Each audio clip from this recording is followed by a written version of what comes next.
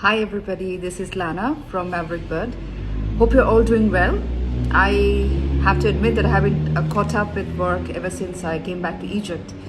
And the transition was not very easy. Anyway, so I'm back here again and I hope you're all safe and sound. I wanted to talk about budget traveling today. Somebody recently wrote a comment on the page asking, how do I have really so much money to travel around the world? So the basic point, as I have mentioned before, is I do not spend a lot of money on personal items. I cook at home, I eat at home. It's just recently that I bought a fancy phone. Otherwise, I use one of the cheapest and the handiest phones available. I always shop when there is a sale, even at stores like H&M. So, I like to live like that.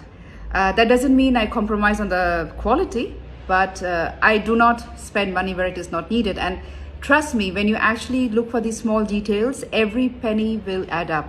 My father used to have a saying that every drop makes an ocean, and I truly believe in it. It doesn't mean that I was not extravagant when I was young. We all do silly things like that when you're younger. But now that I'm 40 and growing older, wiser hopefully, I have realized that, small savings here and there can add up to a lot of money. So again, coming back to the point, when I travel, the first thing I do is keep my travel dates flexible and the travel destinations flexible. For example, if I'm traveling to Morocco, I will look for days, for example, from 21st to 24th. And whichever is cheaper, I will buy that one. Now, I do not always go for, one airport at a time. For example, when we were planning to book a flight to Morocco, we looked for flights to Tangier, we looked for flights to Casablanca, to Fez, everywhere, and we booked the cheapest one on the cheapest date.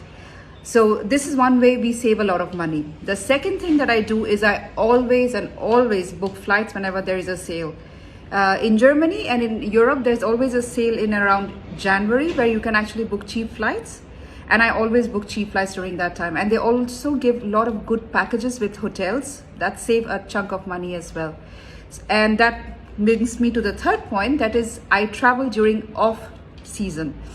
Two reasons. I don't want to see the Mona Lisa with 500 other people. I want to stand in front of the painting and see it in peace. And secondly, I want to go to a place when it is empty, quiet and cheap. I don't have to go there during summer months and jostle with tons of people. I can go there in autumn, Paris for example in this case, and watch the fall colors, or in spring, so there's a lot of option if you look for them. So the third option is, please travel during the off season. Look for sale when you're buying flight tickets.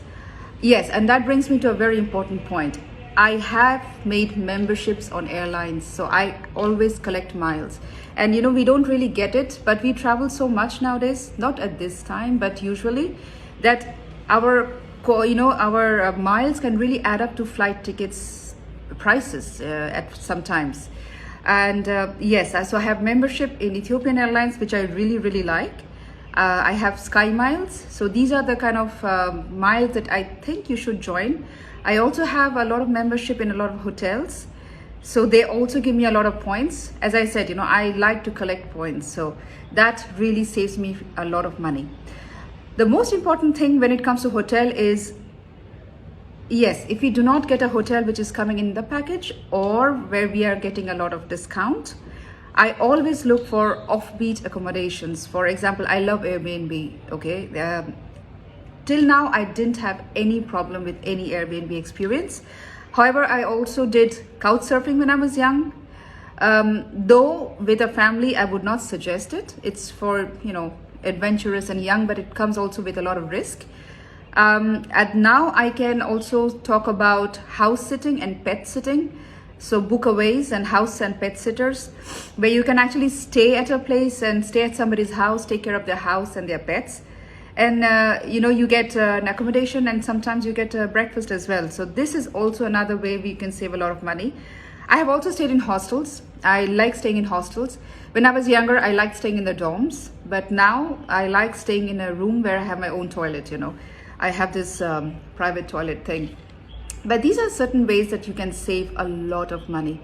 Also, If you're looking for a cruise, please make sure that you go through a whole lot of options, and there are certain something called CUG. Okay, so I know one CUG called Travel Genie, which is actually offering a lot of travel deals on wholesale rates. So whether you choose to join it, whether you don't choose to join it, you can look for other options. For example, for hotels, for flights, for cruises, where you can get them on, as I said, wholesale prices, and that really saves around 60% of your travel costs. You will be amazed at the kind of deals that you get there.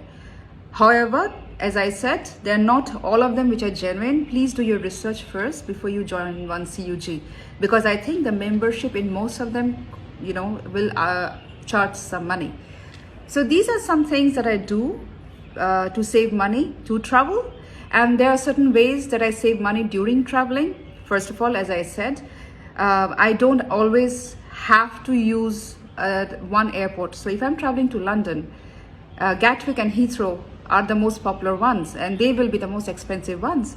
However, there's certain smaller airports around London, like Luton, where the flights are cheaper, and it's just a 30 minutes train ride away. In Europe, you have a lot of options like this. For example, when we try to fly back to Germany, if I want to buy a ticket to Cologne, it is usually very expensive. But if I look for options, for example, in Dusseldorf or Frankfurt, because they have more flights, the ticket prices are cheaper, and they are just short train rides away. So this is another option that you can do.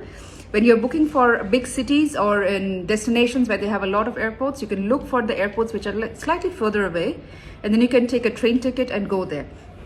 Another way is I always cook my meals when I'm traveling, except maybe 1 or 2 meals that I eat outside. I like to stay in Airbnbs, and I like to buy the local food, and I like to eat the local food. So if I have an option, I always cook my own meals.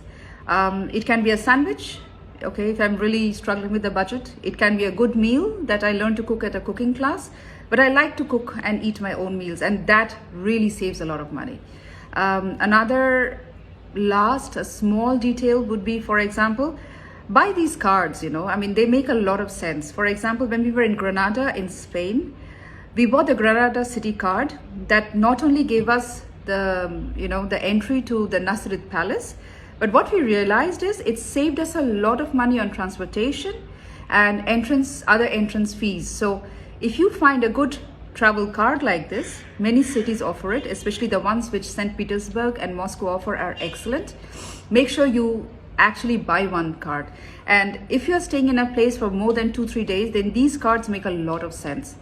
When I bought a card in Venice, it saved me a lot of money on these ferries, because these ferries, if you kind of add up, and you cannot go anywhere without a ferry, they saved a lot of money. So these are the few tips that I would tell you how to save money for traveling and while during traveling. Number 1, again, save money every day, every single day. Save money, eat at home, use quality but inexpensive products. You can buy at CUGs, which are these wholesale rate websites for good deals. Buy tickets off season. Always buy during the sale. Be very flexible with the dates and the destinations and the arrival and departing airports. Look for a lot of options. For example, you can actually do multiple combinations to see which is giving you the best price. You can look for offbeat accommodations like house sitters and pet sitters, Airbnb. And as I said, please make sure that if the city is offering you a good price, buy the travel card, because they really do save you a lot of money. So I hope that you all stay safe, and I hope this actually answers to the questions of how do I find money to travel so much, or how come I travel so much. So have a nice weekend, everybody, and see you next week.